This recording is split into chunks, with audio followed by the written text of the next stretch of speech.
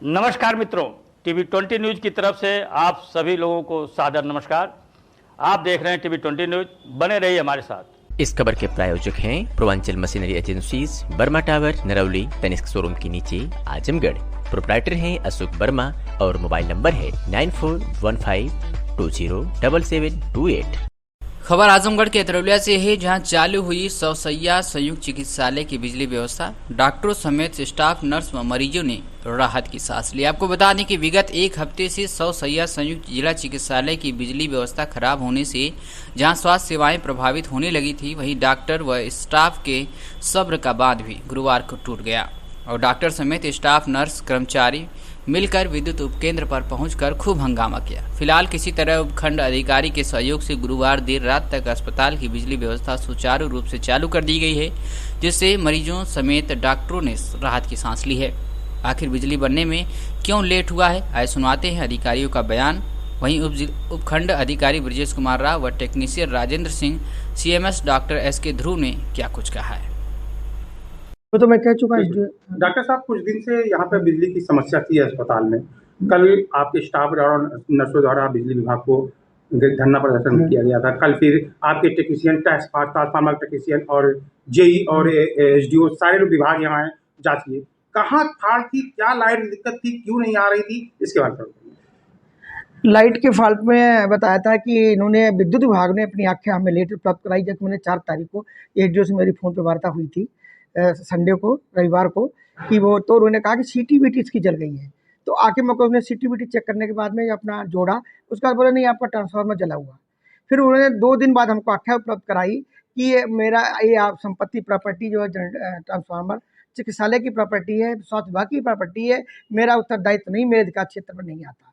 तो उन्होंने अब सही रिपोर्ट समय दी होती तो शायद बिजली की समस्या का निस्तारण हो जाता। फिर मैंने अपने अधिकारियों से कारभार संपर्क साधा, जिलाधिकारी महोदय को, महानिदेशक चिकित्सा स्वास्थ्य को, टेक्नोलॉजिस्ट को मैंने लिखा। टेक्नोलॉजिस्ट भी आए, उन्होंने विजिट की, लेकिन उन्होंने कोई आख्या समय से उपलब्ध नहीं कराई। फिर मैंने डायरेक्टर मेडिकल केयर, निदेशक विद्युत को से संपर्क किया, फ़ोन पे दूरभाष से बातें करी, महानिदेशक से मैंने फ़ोन पे बातें की। करने बाद उन्होंने टीम भेजी, तब इसके अंदर जो फॉल्ट था ट्रांसफार्मर के अंदर, इसकी मरम्मत का कार्य किया गया। ट्रांसफार्मर में जो था इसकी सर्विस थी, आयलिंग की गई। सभी ट्रांसफार्मर की आयलिंग करने के बाद में जो सीलन आ रही थी, सीलन में जैसे दिक्कत हो रही थी, वो उन्होंने उस रात को ठीक किया। इसके बावजूद भी ट्रांसफार्मर ठीक होने के बाद में उन्होंने आकर के फॉल्ट जोड़ने में, अपना लाइन देने में करीब 1 घंटा लेट लगा दिया। कब तक लगभग कल कितने बजे तक लाइट आपको सुचारू रूप से मिली? हमको करीब 9:30 बजे के बाद में लाइट सुचारू रूप से प्राप्त हो गई थी। क्या जब लाइट नहीं थी तो आप किस तरीके से अपने पूरे कैंपस को, कैसे मरीजों को कैसे आप देख रेख कर रहे थे, क्या कर रहे थे, इसके बारे में बताइए।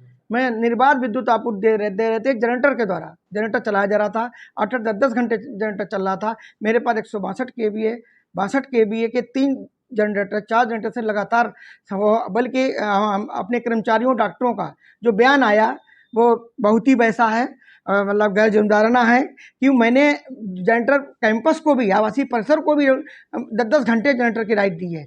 अब विद्युत पानी की व्यवस्था में समुचित व्यवस्था कराई। किसी को कैंडल में या लालटेन में कार्य करने के लिए विवश नहीं मैंने किया। जैसे कि जब लाइट नहीं थी, आप जनरेटर सुविधा का जो आपकी सेवाएं हैं, हाँ। जनरेटर, एक्सरे रूम है, हाँ। और सारी चीजें जो इलेक्ट्रॉनिक है, वो कैसे सुचारू रूप से चल रही थी? वो जनरेटर से हमारा सब चल रहा था। लैब की जांचों का कार्य होता है, एक्सरे भी हो रहा था। कल मेरे करीब 90 एक्सरे हुए हैं, तो एक्सरे और सभी कार्य सुचारू रूप से चल रहा है। चिकित्सालय में रोगियों की समस्त चिकित्सीय सुविधाएं सुचारू रूप से मिल रही थी, लेकिन विद्युत विभाग की इतनी लापरवाही थी कि उन्होंने डिले क्यों बताया, लेट किया अपनी टेक्निकल रिपोर्ट देने में।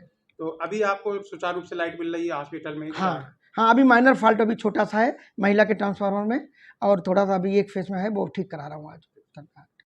मैडम राजेंद्र सिंह है और मैं पदक्रम टेक्नोलॉजिस्ट है। मैं AD फैजाबाद AD साहब के अधीन कार्यरत हूँ। ये जो 101 अस्पताल का ट्रांसफार्मर खराब था या जो नहीं था, जी, ये बड़ा लेट बन रहा है, 1 हफ्ते से नहीं आया। कब आपको सूचना मिली, कब आप आने बनाने के बारे में? मुझे तो 4 तारीख को मिली। मैं 4 तारीख को यहाँ आया भी था।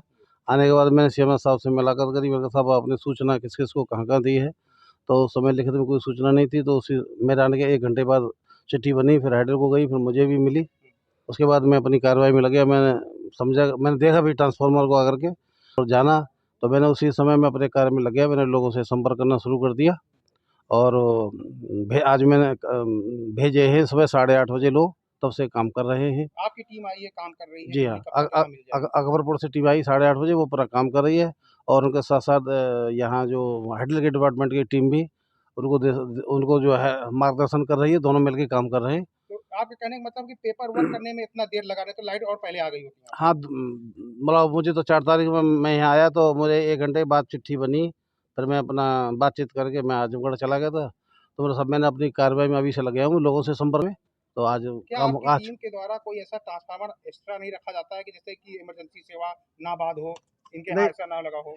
नहीं, हमारे तरफ से एक्स्ट्रा नहीं रखा जाता।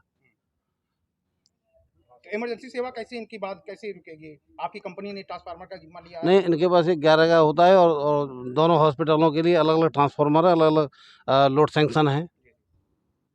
तो ये कब तक आपका संभावना है, कब तक बन जाएगी? अब देखिए, इन्होंने अपना काम कर दिया, यूपीपीसीएल वालों, हेडल वालों ने।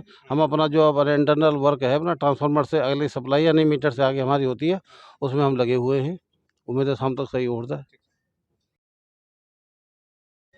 सर, आज कई दिन से बिजली नहीं आ रही थी सौसैया अस्पताल में।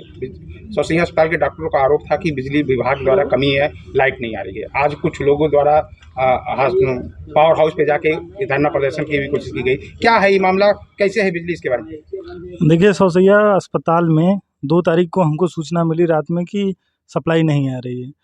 तो उसके बाद हमने दिखवाया, इनका एक कनेक्शन है हमारे पास 250 केवीए का, उसको दिखवाया। वहाँ पे रजिस्टर था, सीटी की वजह से वो साफ़ कराया गया सीटी को, जो को वॉशिंग की गई जो भी डीजल पेट्रोल से। उसके बाद लगाया गया तो लाइन चल रही थी, लेकिन फिर अचानक से फिर फ्यूज़ कट गया। दोबारा से ट्रांसफार्मर से लाइन जब खोली गई और चालू की गई तो हमारी लाइन होल्ड बता रही थी। हमारे पीपीएमसी बॉक्स मीटर तक लाइन इनकी आ रही थी। इनके ट्रांसफार्मर में इंटरनल फॉल्ट की वजह से सप्लाई नहीं चल रही थी, ये प्रॉब्लम थी। क्या ट्रांसफार्मर था, क्या बिजली विभाग उसको नहीं देखता? क्या है वो ट्रांसफार्मर, क्या है उसके बारे में? ट्रांसफार्मर इनका कनेक्शन 250 केवीए का है, सुपरविजन पे कनेक्शन है। वो सुपरविजन पे अगर किसी भी उपभोक्ता का कनेक्शन होता है तो पीपीएमसी बॉक्स 56 केवीए के ऊपर जो भी इक्विपमेंट लगे होते हैं उपभोक्ता को उसको सही कराने होते हैं और उसका एनओसी देना होता है, फिर उसकी हम सप्लाई देते हैं। तो क्या अभी लाइट सुचारू रूप से इनकी, आप भी आए हैं, आपकी पूरी टीम आई है? हमारी टीम आई है, दोबारा से फिर से चेक की है। इनके ट्रांसफार्मर तक हम सप्लाई दे रहे हैं, हमारे सप्लाई में कोई फॉल्ट नहीं है।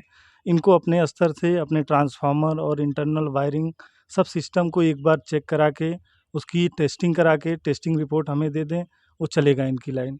हमारी लाइन वहाँ तक, इनके ट्रांसफार्मर तक जा रही है। आप इस अधिक जानकारी के लिए इनके टेक्नीशियन से भी ले सकते हैं।